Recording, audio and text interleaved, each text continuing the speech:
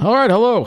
Welcome to this video. We have good news, and I want to do a video about it because I want to, first of all, thank Passengers United, Charlton D'Souza, CEO of Passengers United, and everybody who was involved in putting these press releases out and getting together the rally. We were the ones that were the first to get involved with this, to stop these cuts from happening. All right, and they did issue a press release about the details about what happened yesterday. And because of this, it is because of this that the railroad listened and said, you know what? We're going to reverse these cuts. Because we got together and we spoke up. So I congratulate everybody at Passengers United for getting involved and speaking up this past weekend. All right?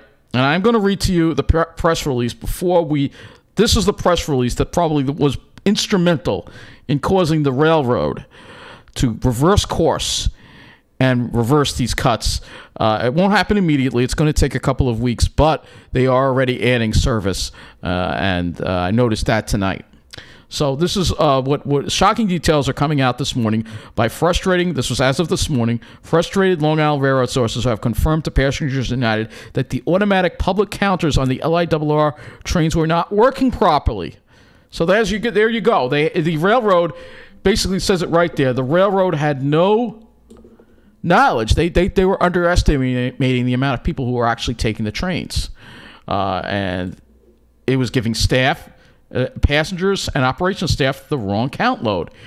In fact, the sources confirmed to us that the data was showing empty trains on the LIRR train time app, but officials who were on the trains in real time were reporting dangerous overcrowding.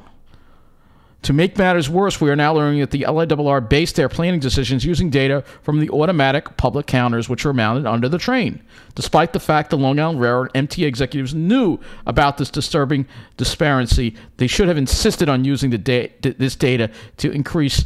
They still insisted on using this data to create the new schedules. We are outraged to learn these details that put passengers and LIRR employees' lives at risk just to save $15 million while Governor Cuomo rates $160 million from the MTA. Shame on all the elected officials who are refusing to call on MTA Chairman Pat Foye and the governor to resign.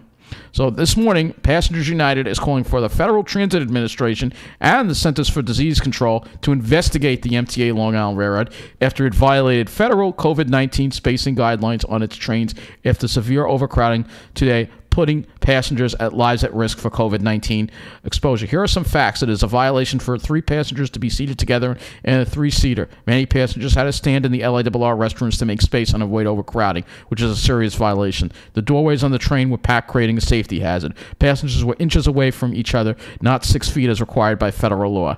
The MTA Police Department was not on trains or in stations doing crowd control, as reported by many passengers. There was poor communication about the new schedules with no printed timetables printed at stations.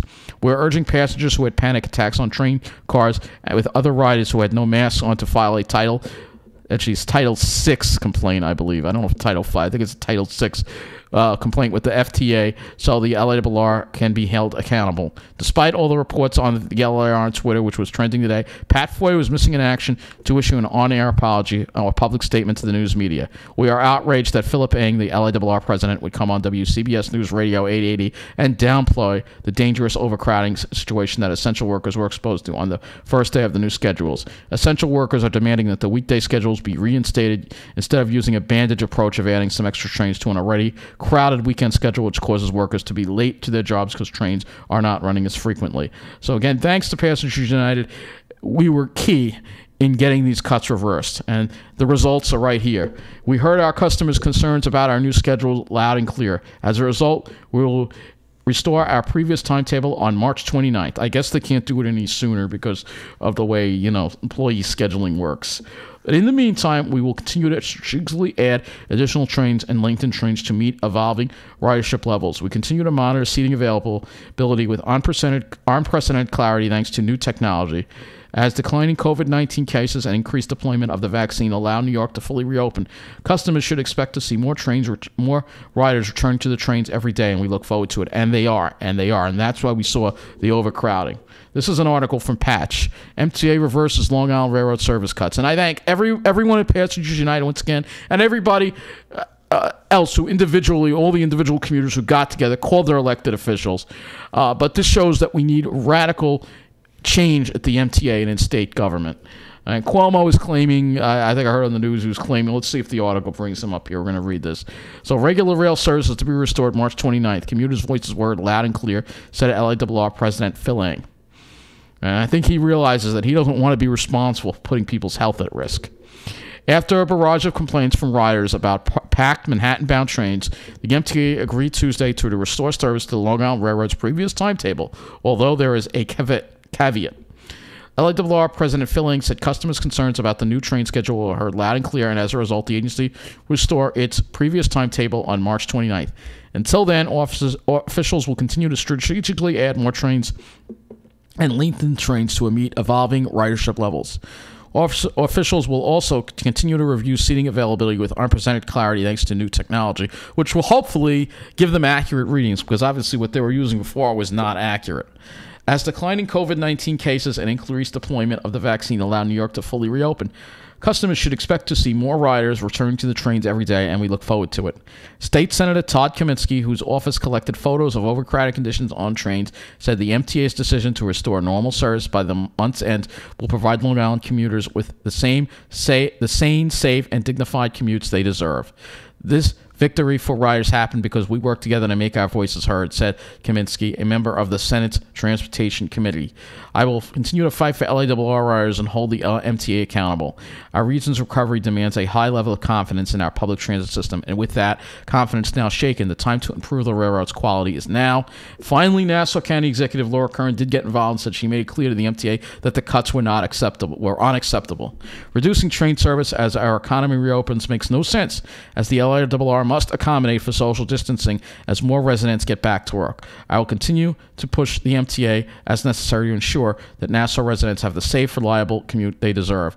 So I'm glad people did get involved with this. Again, passengers and I, we were the first to get the coverage from the media. We were the first to get involved, and I want to make that point because I really owe a tremendous amount of gratitude to everybody who's been involved in this, because this is very important for everybody. It's important for my future on New York and on Long Island. It's important for the economy here, and we must always do what we can to save transit. Always. So let's look at the MTA. Let's look at the schedules here, and I think they made some changes already. They added some trains. I noticed that tonight. So let's take a look and see what has happened here. Yes, they've added some trains here. This is actually not right. This is not correct. They've actually added more trains to that. So let's go to the Twitter, LIRR Twitter, and we'll look from there. Let's do that. Twitter, LIRR, we'll go here and we'll see if they've talked about they're adding. Okay. They're adding. All right. So we're going to go over their Twitter here. The schedules have not been updated to account for these extra trains here. Let's see. We're adding more service back on March 29th. We will restore our previous timetable. In the meantime, we will continue to strategically add and lengthen trains. So 4:30 train from Hempstead to Jamaica will be extended to Atlantic Terminal. We're also adding westbound service 6:20 a.m. from Farmingdale. Will originate from Ronkonkoma at 5:50 a.m. I know they've added a bunch of trains here. All right, so they're adding a 3:39 from Penn to Ronkonkoma, 6:20 in the morning Farmingdale to Penn Station, and the 6:35 from Hicksville to Penn Station will also be added as well. And the air train will depart Ronkonkoma at 4:50 a.m. So they're adding trains back, but they should have known, even just 1 day or 2 days of this is unacceptable. So they're also adding service to the Babylon Line 2. There's going to be a 4:20 a.m. westbound train will add stops at Massapequa in the morning, Wantagh, while the 5:15 train from Spionk will add stops at Amityville and Wantagh. We're adding a 5:08 local train from Babylon, a.m. local train from Babylon to Penn Station. And a 5:54 a.m. from Massapequa Park, all stops to Rockville Center, Jamaica. So they're already trying to patch up the mistakes that they made, which I appreciate. And but we all know Pat Foye is behind this, all right? And, You know, it's not fair that Phil Lang has to take the fall for Pat Foye's orders.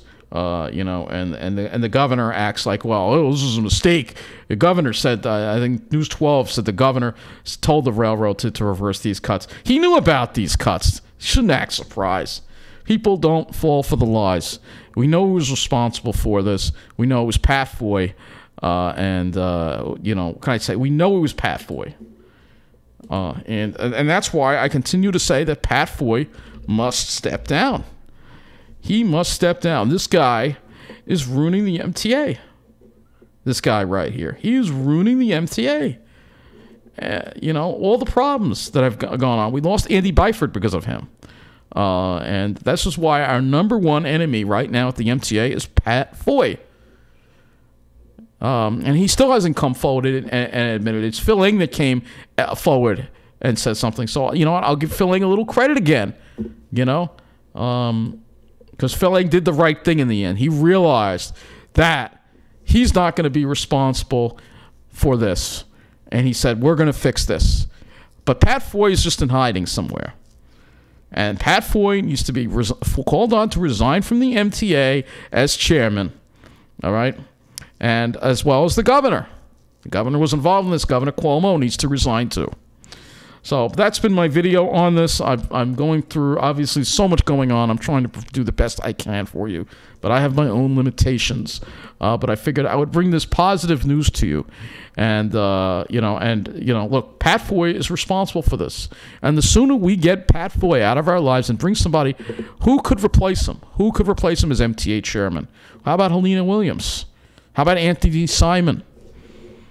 It's too bad Andy Byford is gone, because he would have been an excellent MTA chairman. But Pat Foye has shown himself to be one of the worst leaders of the MTA that we've ever seen. And the screw up is all on him. And he must face the lion's share of blame for this.